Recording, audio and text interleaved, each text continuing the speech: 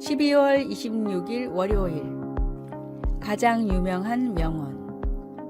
디지털 시대가 찾아오면서 성경책 대신 스마트폰의 어플로 말씀을 읽는 사람들이 점점 많아지고 있습니다.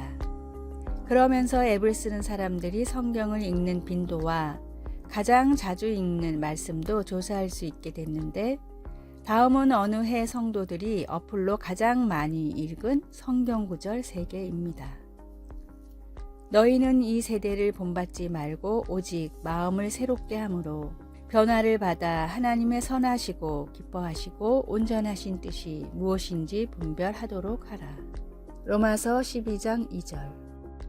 아무것도 염려하지 말고 다만 모든 일에 기도와 간구로 너희 구할 것을 감사함으로 하나님께 아뢰라. 빌립보서 4장 6절. 여호와의 말씀이니라. 너희를 향한 나의 생각을 내가 아나니 평안이요 재앙이 아니니라. 너희에게 미래와 희망을 주는 것이니라. 예레미야 29장 11절. 단 하나의 명언으로 인생이 바뀐 사람들이 많이 있습니다. 그러나 진리의 성경은 인생의 모든 문제를 해결할 영원한 힘이 있습니다. 예수님을 영접하게 하고 고비마다 힘이 됐던 내게 주신 하나님의 말씀은 무엇입니까? 내 마음을 변화시키고 힘들 때마다 힘이 됐던 말씀은 지금도 변함없이 동일한 위로와 능력을 가진 하나님의 말씀입니다. 오늘의 말씀. 내 영혼이 진토에 붙어 싸우니 주의 말씀대로 나를 살아나게 하소서. 시편 119편 25절. 오늘의 찬송. 202장 하나님 아버지 주신 책은. 오늘의 만나. 무엇보다도 주님의 말씀으로 힘과 기쁨을 얻게 하소서. 내 인생의 힘이 된 말씀들을 틈틈이 암송합시다.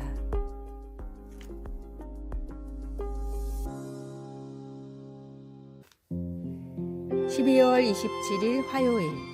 삶의 불꽃. 새해 전야에 세계의 여러 도시와 마을에서 고출력 폭죽을 터뜨릴 때 일부러 소리가 크게 나게 만든다고 합니다. 제조업자들은 원래 화려한 불꽃놀이는 말 그대로 공중을 가르기 위한 것이라고 말합니다. 연발 폭죽은 특히 지상 가까이서 폭발했을 때 가장 큰 소리를 낸다고 합니다. 우리의 걱정거리도 생각과 마음과 가정에서 폭발할 수 있습니다. 가족 간의 갈등, 관계의 문제, 직장에서의 어려움, 재정 문제, 심지어 교회의 분열과 같은 삶의 불꽃들은 우리의 감정 세계를 뒤흔드는 폭죽처럼 느껴질 수 있습니다. 그러나 우리는 이런 소동 속에서 우리를 건져주시는 분을 압니다. 바울은 에베소서 2장 14절에서 그리스도가 바로 우리의 평화라고 했습니다.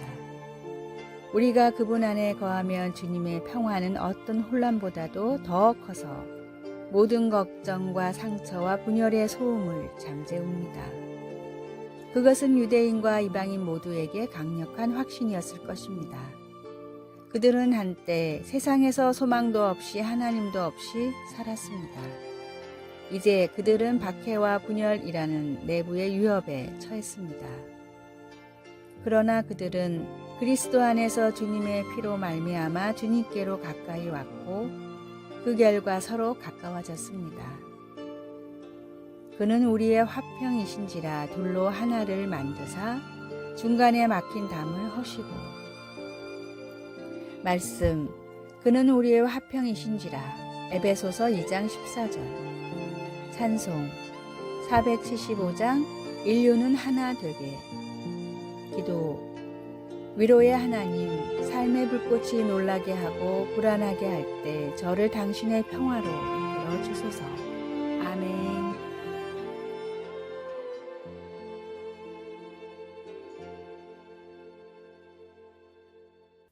(12월 28일) 수요일. 염려로부터 탈출하는 법. 창의력 개발 전문가인 에드워드 보노 박사는 염려가 사람들의 창의력을 가로막는 가장 큰 적이라고 말합니다. 일상에서 불쑥불쑥 찾아오는 이 염려를 없애기 위해서는 객관적, 낙관적, 가정적, 가능, 비판적, 전략적이라는 6가지 토대를 사용해 염려의 실체를 분석해야 한다고 합니다. 다음은 에드워드 박사가 자신의 저서인 6개의 생각하는 모자에 소개한 염려로부터 탈출하는 6가지 질문입니다. 첫째, 무엇이 분명한 사실인가? 둘째, 나는 그 사실을 어떻게 느끼고 있는가? 셋째, 실제로 일어날 일은 무엇인가? 넷째, 현재 내가 할 수 있는 대처는 무엇인가? 다섯 번째, 무엇이 원인인가? 여섯 번째, 나는 어떻게 해야 하는가? 이 질문을 분석하면 대부분의 염려는 전전긍긍할 필요가 없는 아주 작은 일들이라고 합니다. 하물며 전능하신 하나님을 믿고 따르는 그리스도인들은 더욱더 세상의 문제로 염려할 필요가 없습니다. 눈앞에 아무리 큰 문제가 있더라도 그보다 더 크신 하나님을 믿고 바라볼 때 염려를 이겨낼 수 있습니다.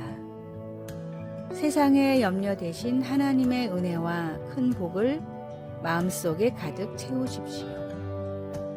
오늘의 말씀, 그러므로 내일 일을 위하여 염려하지 말라. 내일 일은 내일이 염려할 것이요 한 날의 괴로움은 그 날로 족하니라. 마태복음 6장 34절. 오늘의 찬송 404장 바다의 놀이 일대에. 오늘의 만나, 믿음을 통해 모든 걱정에서 벗어나게 하소서. 말씀을 믿음으로 걱정에서 해방되십시오.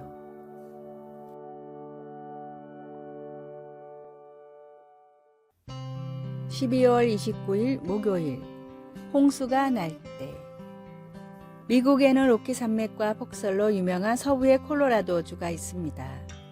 그러나 콜로라도주의 최악의 자연재해는 눈 때문이 아니라 비 때문이었습니다. 1976년 7월 31일 에스테스 파크라는 휴양지 마을 주변의 빅 톰슨 계곡에 홍수가 발생했습니다. 마침내 물이 다 빠져나가자 많은 가축과 함께 144명의 인명피해가 있었습니다. 그 재난에 바로 이어 그 지역에서 중요한 연구들, 특히 도로와 고속도로의 기초에 관한 중요한 연구들이 수행되었습니다. 그 폭우를 견뎌낸 도로벽들이 있었는데 그것들은 콘크리트로 그 속을 채운 것들이었습니다. 다시 말해 그 도로벽들은 확실하고 견고한 기반을 가지고 있었던 것입니다. 우리의 삶에서 문제는 홍수가 날 것인지 아닌지가 아니라 홍수가 언제 날 것인가 하는 것입니다. 가끔은 예보가 있기도 하지만 대부분은 예보가 없습니다. 예수님은 그때를 위해 주님의 말씀을 들을 뿐 아니라 복음대로 살아감으로써 견고한 기반을 만들라고 강조하십니다. 그렇게 하는 것은 우리 삶을 콘크리트로 다지는 것과 같습니다. 언젠가 홍수가 날 때 우리는 잘 지어졌기 때문에 견딜 수 있습니다. 그러나 행함이 없으면 우리의 삶은 무너지고 파괴되기 쉽습니다. 현명함과 어리석음의 차이가 바로 이것입니다. 가끔은 잠시 멈추어 삶의 기반을 점검해 보는 것이 좋습니다. 예수님은 홍수가 날 때 우리가 주님의 능력 안에서 굳게 서 있을 수 있도록 우리의 약한 부분들을 강하게 해주실 것입니다. 말씀, 듣고 행하지 아니하는 자는 주추 없이 흙 위에 집 지은 사람과 같으니 탕류가 부딪힘에 집이 곧 무너져 파괴됨이 심하니라. 누가복음 6장 49절. 찬송 204장 주의 말씀 듣고서. 기도, 관심이 필요한 약한 제 기반을 볼 수 있게 해주소서. 홍수가 올 때 함께 하신다는 주님의 약속에 감사드립니다. 아멘.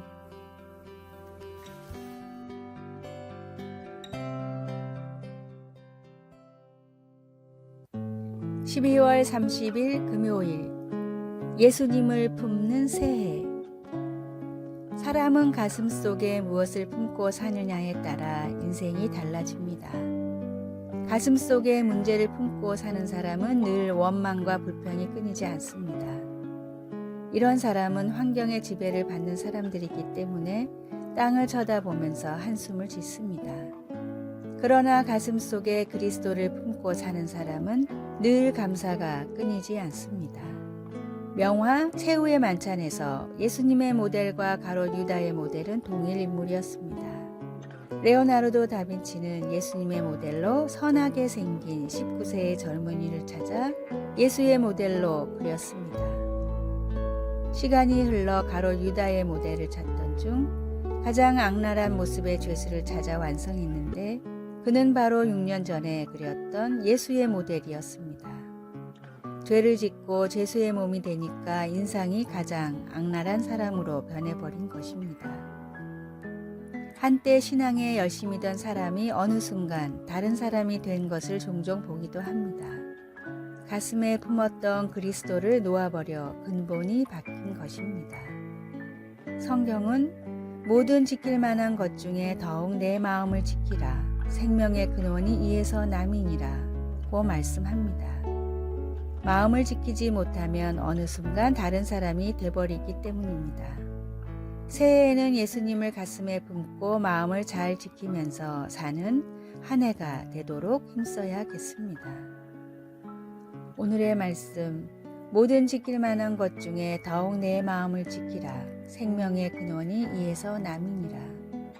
잠언 4장 23절. 오늘의 찬송 553장 새해 아침 환히 밝았네.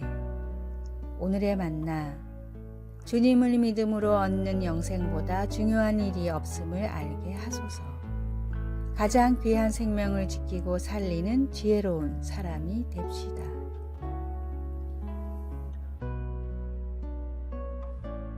아래의 빨간색 글자 구독을 누르시어 더 많은 전도의 열매를 맺으시기를 기도합니다.